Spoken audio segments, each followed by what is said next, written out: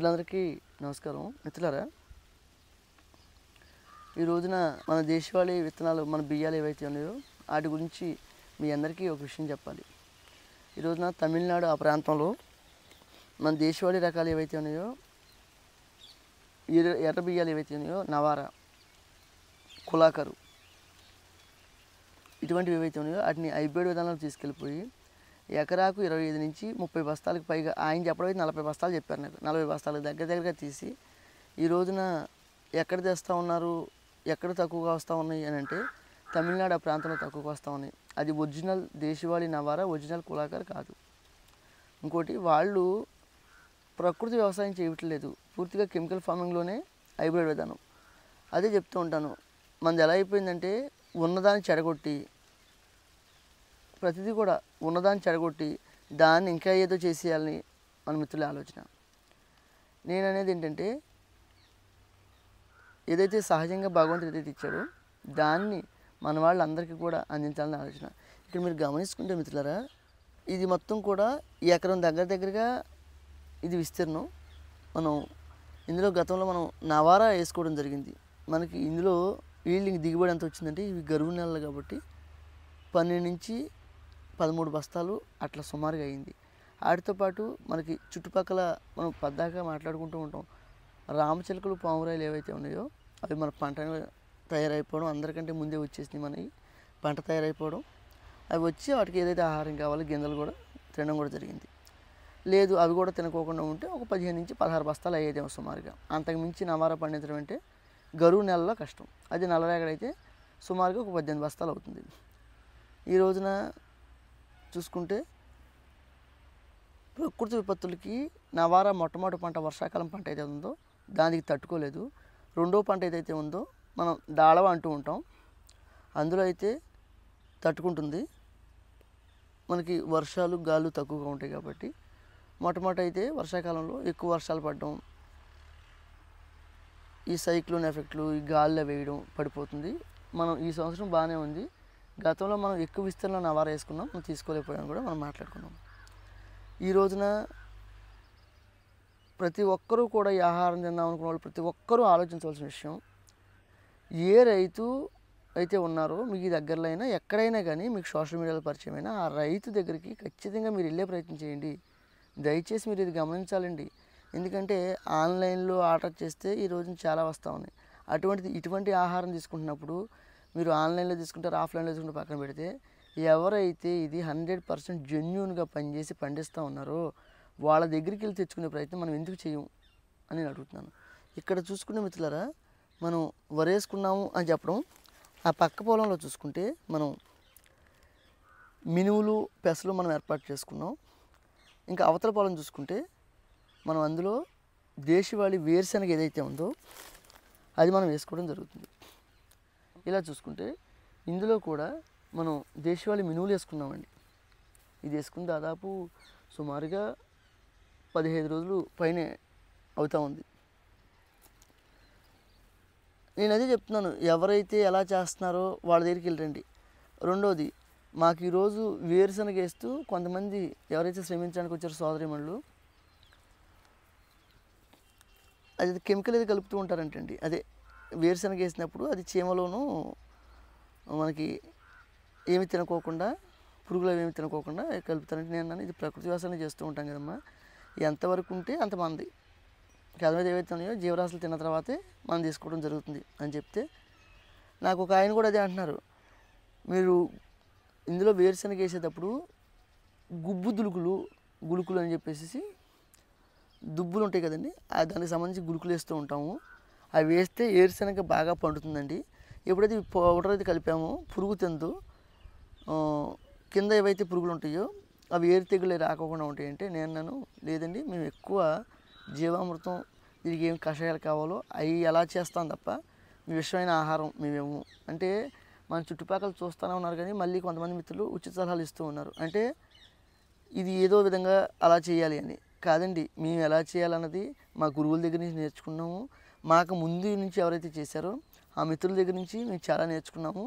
ఇంకా మీ బోటి వాళ్ళు, కొత్త వాళ్ళు ఎవరన్నా మాకు చెప్పే ప్రయత్నం చేస్తే మేము ఖచ్చితంగా నేర్చుకునే ప్రయత్నం చేస్తాం. ఈ రోజున చాలా పని ఉందండి చేయాలంటే.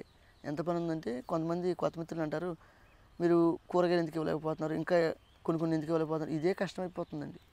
ఇప్పుడు 26 రకాలు పండించి ఇవి నిల్వ పెట్టేసేసి మాకు మిగిలింగ్ ఆడించి ఇవన్నీ చేయాలంటే ఒకటి. రెండో పంట కింద మనం మినువులు, పెసలు, నువ్వులు, వేరుశనగ ఏదైతే ఉందో పప్పు దినుసులు అవి వేసుకుని అందించడం 2. మూడోది కూరగాయలు కూడా చేద్దాము. ఏదన్నా నాకు అవకాశం ఎంతవరకు ఉందో అవకాశం మేరకని కూరగాయలు కూడా మనం నాటుకున్నామని కూడా మనం చెప్పడం జరిగింది. అట్లాగే మీరు గమనించవలసింది ఒకటే నా ఉద్దేశం, రైతు ఎలా పండిస్తున్నాడు, పండించిన తర్వాత అవి ఎన్ని రోజులు గోడలో నిల్వ పెడుతున్నాడు.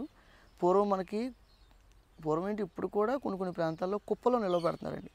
ఇక్కడ మనం చూసుకుంటే ఆవులు, గేదెలు, గొర్రెలు, మేకల బెడద బాగా ఎక్కువ.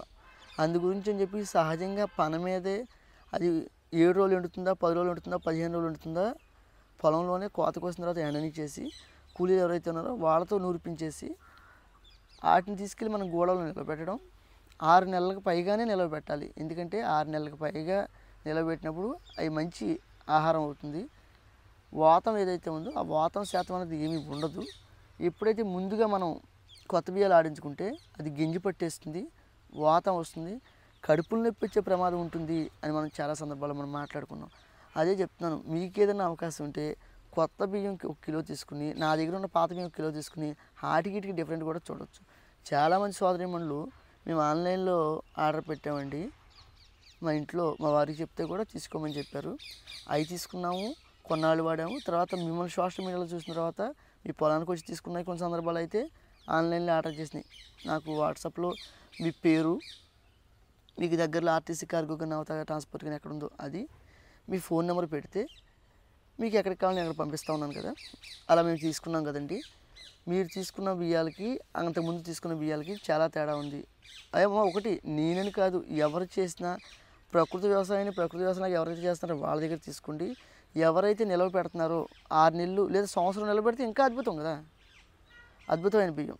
ఆ బియ్యాలు ఏవైతే ఉన్నాయో అవి తీసుకుంటా మీరు ఇస్తూ ఉన్నారు, మేము తీసుకుంటున్నాం, చాలా సంతోషం. మీరు ఇంకా బాగా చేయాలన్నప్పుడు మీలాంటి మిత్రులు, మీలాంటి సోదరిమణులు బ్లెస్సింగ్స్ ఉన్నంతకాలం కూడా నేను ఎంతకంటే ఎక్కువ పనిచేసే ప్రయత్నం చేస్తున్నాను. ఎందుకంటే పని చేయడం అంటే నేను పని చేస్తున్నాను, నాతో పాటు 1-2 మిత్రులు ఉన్నారు, వాళ్ళు కూడా నేను ఎంత చేస్తున్నానో వాళ్ళు అంత చేయడానికి సిద్ధంగానే ఉన్నారు. రెండోది ఏంటంటే ఇక్కడ మనకి పనిచేసే వాళ్ళు కూడా అండి ఈ భావాలు అర్థం అవ్వాలండి. అంటే వీళ్ళు వ్యవసాయం అంటే వ్యవసాయం ఏదో వరి పండించడం, అమ్ముకోవడం, ఏదో తెచ్చుకోవడం ఇది కాదు కదా. ఒకటి భూమిని బతికిస్తూ ఉన్నాము, భూమిలో కొన్ని కోట్ల సూక్ష్మజీవులకి మనం జీవమృతం ద్వారా, ఘనజీవమృతం ద్వారా వాళ్ళని పెంపొందించుకుంటున్నాము. రెండోది చుట్టుపక్కల ఏవైతే మనకి అది గోరింకలు కావచ్చు, చిలకలు కావచ్చు, పిచ్చుకలు కావచ్చు, పావురాయిలు కావచ్చు, ఏ పక్షిని కూడా మనం ఇబ్బంది పెట్టుకోకుండా మనం అలా చేసుకుంటున్నాము.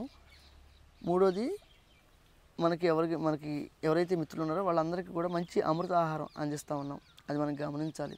మిత్రులారా, అవకాశం ఉన్న ప్రతి ఒక్కరు కూడా ఫ్యామిలీ డాక్టర్ కాదు, ఫ్యామిలీ ఫార్మర్ కావాలి. ఈ విషయం ఆ వీడియోల్లో దాదాపు నేను ఇప్పటికీ 700 వీడియోలు చేస్తే దాదాపు ఒక 400 వీడియోలకు పైగా ఇదే చెప్పడం జరిగింది. మరి ఫ్యామిలీ డాక్టర్ కాదు, ఫ్యామిలీ ఫార్మర్ కావాలి. అవకాశం ఉంటే, మీకు సమయం ఉంటే వారి చేలోకి వెళ్ళి మీరు ఏదన్నా 6 నెలలకు 3 నెలలకు ఒక రోజు ఉండి వాళ్ళతో పనిచేసి, లేకపోతే వాళ్ళు ఎలా చేస్తున్నారో చూసుకుని భవిష్యత్తులో మీరు చేసుకోవాలి, మన పిల్లలకు కూడా ఆహారం కావాలి కదా. ఇట్లా నేను రోజు చూసుకుంటే 30 సంవత్సరాలు దాటిన వాళ్ళు, ఆడవాళ్ళు కానీ మగవాళ్ళు కానీ వీళ్ళందరూ వీళ్ళే ఉన్నారండి వ్యవసాయంలో. 30 సంవత్సరాల లోపు వాళ్ళు ఉన్నారంటే చాలా తక్కువ పర్సంటేజ్. ఇక నాకు చెప్పడానికి కూడా అంత ఇష్టం లేదని చెప్పాలి. ఇంకొక 15 సంవత్సరాలు 20 సంవత్సరాలు ఆగితే పని చేసేవాళ్ళు కష్టమైపోతుంది, అంతా మిషనరీ మీద ఆధారపడాల్సి వస్తుంది. రెండోది చేతి వృత్తులు, కత్తి పట్టుకుని కోత కోయడం కూడా మర్చిపోతామండి. ఏమండి, ఈరోజు ఇక్కడ చూసుకుంటే వరిగడ్డి నూర్చిన తర్వాత వరిగడ్డి అలాగే ఉందండి. వరిగడ్డి ట్రాక్టర్ మీద తొక్కి పట్టుకెళ్ళేవాళ్ళు లేక దాన్ని అలాగే అట్టి పెట్టాను. కొంతమంది మా ప్రాంతంలో ఉన్నారు కదా, వాళ్ళకి ఖాళీ లేదండి. వాళ్ళు వేరే పనులు, వాళ్ళ సొంత పనులు, లేకపోతే అంతకుముందు ఎవరికో పనికొస్తాను మాట్లాడడం వల్ల రాలేకపోతున్నారు. ఇలా వరిగడ్డి తొక్కేవాళ్ళు లేరు, వరిగడ్డి వామేసేవాళ్ళు లేరు, కుప్పేసేవాళ్ళు లేరు. అట్లా ప్రతి మనం మర్చిపోతున్నాం. అదే మన గురువుగారు చెప్తూ ఉంటారు, చేతి వృత్తుల్ని కాపాడాలి.